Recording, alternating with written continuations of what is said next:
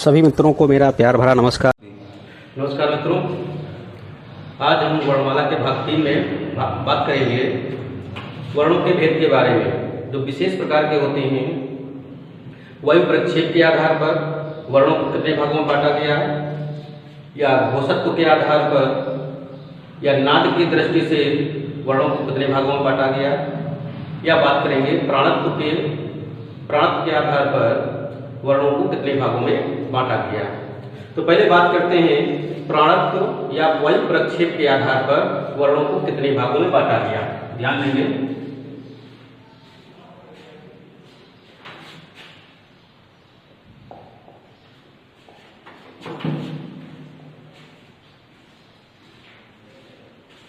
तो वायु प्रक्षेप के आधार पर वर्णों को 2 भागों में बांटा गया। चाहे वायु प्रक्षेप के आधार पर पूछा जाए या प्राणत्व के आधार पर पूछा जाए, क्योंकि प्राण का अर्थ भी वायु ही होता है। तो 2 आधार पर बांटा गया। पहला हो गया अल्प प्राण और दूसरा हो गया महाप्राण।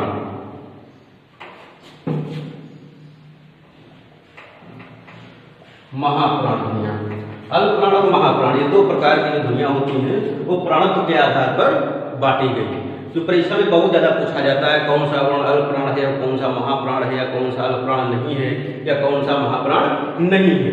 तो ध्यान देंगे, जो लिखा हुआ है अल्प प्राण या महाप्राण, इसी से हमें इसके बारे में जानकारी मिल जाती है। तो कैसे मिलती है, देखिए भाई, अल्प प्राण, अल्प अलग कर दो, प्राण अलग कर दो। प्राण का अर्थ भी बताइए, प्राण का अर्थ होता है वायु, और अल्प का मतलब थोड़ा या कम, यानी हिंदी वर्णमाला के वे वर्ण जिनके उच्चारण में अंतःकरण से निकलने वाली वायु की मात्रा कम होती है, वे अल्प प्राण कहलाते हैं। और महा मतलब ज्यादा, तो प्राण का मतलब वायु। जिनके उच्चारण में अंतःकरण से निकलने वाली वायु की मात्रा ज्यादा होती है, वे महाप्राण कहलाते हैं। अब याद कैसे करेंगे कौन कौन से अल्प प्राण है और कौन महाप्राण है, तो इनकी बहुत ही आसान विधि है, ध्यान रखेंगे। और ये भी ध्यान रखेंगे, ज्यादातर जो प्रश्न पूछे जाते हैं वो मूल वर्णों से पूछे जाते हैं। मूल वर्णों में से कोई शब्द, कोई वर्ण देंगे और पूछेंगे कि इनमें कौन सी ध्वनि अल्प प्राण है या कौन सी महाप्राण है, या कौन सी अल्प प्राण नहीं है या कौन सी महाप्राण नहीं है। तो ध्यान देंगे, अल्प प्राणों की संख्या 31 मानेंगे, 30 मानेंगे, 30, और महाप्राण ध्वनियों की संख्या 14 मानी गई। तो यानी मूल ध्वनियां वर्णमाला में कितनी होती है, 44 बताए थे, तो 44 ये हो गई। अब अल्प प्राण कौन कौन सी होती है, ध्यान रखिएगा। प्रत्येक वर्ग का, अब वर्ग की बात आई तो वर्ग कितने होते हैं, 5 वर्ग बताए थे वर्णमाला में इससे पहले। तो वर्ग कितने होते हैं, 5 वर्ग होते हैं। तो प्रत्येक वर्ग का पहला, तीसरा और 5वां वर्ण, प्रत्येक वर्ग का पहला, तीसरा और 5वां वर्ण जो होता है वो अल्प प्राण होता है। कैसे देखें, क, ग और अंगा, इसी प्रकार से च, ज और य। तो ये जो वर्ण होते हैं, यानी पहला, तीसरा और 5वां, वो अल्प प्राण होते हैं। इसके अलावा सभी स्वर जो होते हैं वे सब अल्प प्राण होते हैं। सभी स्वर अल्प प्राण होते हैं। इसके अलावा जो अंतस्थ ध्वनियां होती हैं या अंतस्थ वर्ण होते हैं, कौन कौन, या, रा, ला और वा, ये भी अल्प प्राण ही होते हैं। तो ध्यान देंगे, पहला, तीसरा, 5वां, यानी एक वर्ग में 3, तो 5 वर्ग में कितने हो गए, 15। और सभी स्वर, तो स्वर कितने हो गए, 11। अंतस्थ कितने हो गए, 4। तो कुल मिलाकर कितने हो गए, 15, 11, 26 और 4, 30 हो गए, जिनकी बात हम यहाँ पर किए थे, जो मूल वर्णों में आते हैं। तो ध्यान देंगे, अल्प प्राण याद कैसे करेंगे, अल्प प्राण यानी 135, जैसे कहा जाए अल्प प्राण 135, 135 का मतलब क्या हो गया, पहला, तीसरा, 5वां, पहला, तीसरा, 5वां। और सभी स्वर कितने होते हैं, 11 होते हैं। अंतस्थ या, रा, ला, वा, यानी 4 ही हो गए, तो कुल मिलाकर 30 हो गए। इसके अलावा 44 में से 14 वर्ण बचे, वो सब महाप्राण हो जाते हैं। कौन कौन देखेंगे, महाप्राण में प्रत्येक वर्ग का दूसरा और चौथा वर्ण, प्रत्येक वर्ग का दूसरा और चौथा वर्ण जो होता है वो महाप्राण होता है। महाप्राण ध्वनि की या महाप्राण वर्ण की एक और विशेषता होती है कि जब हम इसका उच्चारण करते हैं, जब हम इसका उच्चारण करते हैं तो हकार जैसी ध्वनि उत्पन्न होती है। कैसी? हकार जैसी। हकार का मतलब क्या हो गया कि अंत में हा जैसी उच्चार ध्वनि होती है, हा जैसी। तो देखेंगे कैसे प्रत्येक वर्ग का दूसरा और चौथा। तो पहले वर्ग की बात करें तो पहले वर्ग में यानी खा और घा, इसी प्रकार से छ और झ। अब देखिए इनका उच्चारण करें, खा यानी हा जैसी उच्चारण हो रही है, ध्वनि हो रही है, खा, इसी प्रकार से छ, झ, इसी प्रकार से ठ, ढ, ऐसे आएंगे। तो ये जो वर्ण होंगे ये महाप्राण होंगे। तो ध्यान देंगे एक वर्ग में 2 हैं तो 5 वर्ग में कितने हो जाएंगे? 10 हो जाएंगे। अब बाकी बची 4 ध्वनियां, कौन सी बची? ऊष्म वर्ण जो होते हैं, ऊष्म वर्ण यानी तीनों सा और हा मिला करके 4 हो गए तो 10 और 4 14 हो गए।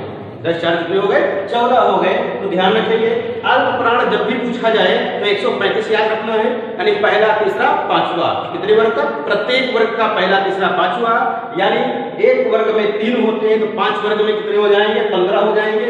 सभी स्वर हो जाएंगे, सभी अंतस्थ वर्ण हो जाएंगे जो अल्प प्राण होंगे। महाप्राण में कौन होंगे? प्रत्येक वर्ग का दूसरा चौथा और ऊष्म ध्वनियां जो होंगी वो महाप्राण में होंगी। ध्यान रखिए महाप्राण कहते किसको हैं? जिसके उच्चारण में अंतःकरण से निकलने वाली वायु की मात्रा अधिक होती है या जिनके उच्चारण में हकार जैसी ध्वनि उत्पन्न होती है वे महाप्राण वर्ण कहलाते हैं और इनकी संख्या 14 है।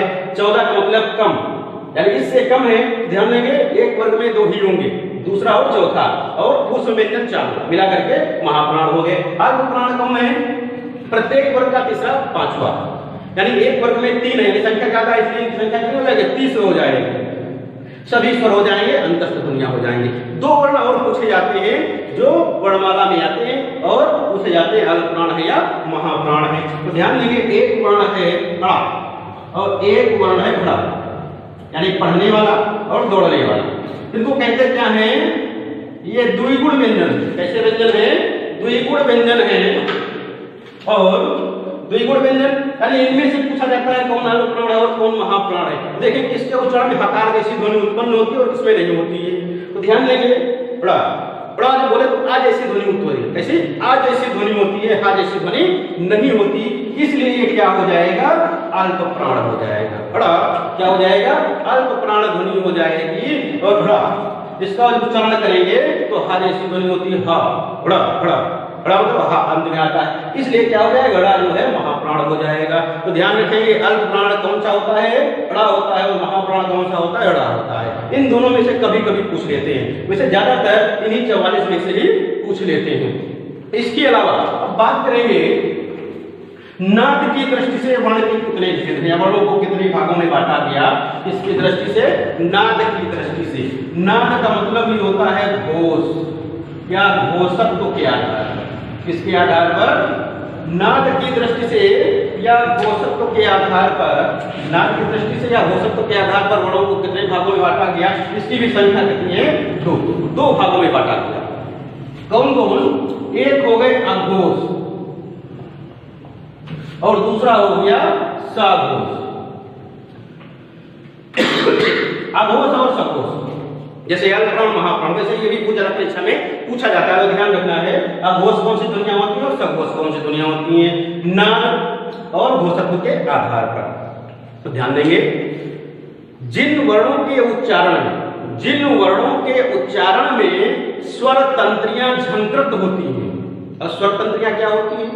यानी वाक्य यंत्र, यानी जिससे हम लोग बोलते हैं, बोलने में जो भी सहायक होते हैं मुंह के अंदर वाला भाग जो भी तंत्रियां होती हैं, तो जिनके उच्चारण में स्वर तंत्रियां झंकृत होती हैं वे सघोष वर्ण कहलाते हैं, और जिनके उच्चारण में स्वर तंत्रियां झंकृत नहीं होती हैं वे अघोष कहलाते हैं। ध्यान देंगे जिनके उच्चारण में स्वर तंत्रियां झंकृत होती हैं वे सघोष होते हैं। सा मतलब भाषा तो झंकृत के साथ, यानी जिनके उच्चारण में स्वर तंत्रियां झंकृत होती हैं वे सघोष वर्ण होते हैं, और जिनके उच्चारण में स्वर तंत्रियां झंकृत नहीं होती हैं वे अघोष होते हैं। फिर यहाँ पर बात करेंगे वही 44 वर्णों के जो मूल हैं, तो इसमें से जो 13 वर्ण हैं, कितने? 13 वर्ण हैं, ये अघोष होते हैं, कौन कौन से आगे बताएंगे। और सघोष वर्ण जो होते हैं वे इनकी संख्या 31 मानी गई। कितनी? 31। मूल वर्णों की बात हो रही है, मूल वर्णों की बात। अब देखें कौन कौन होता है।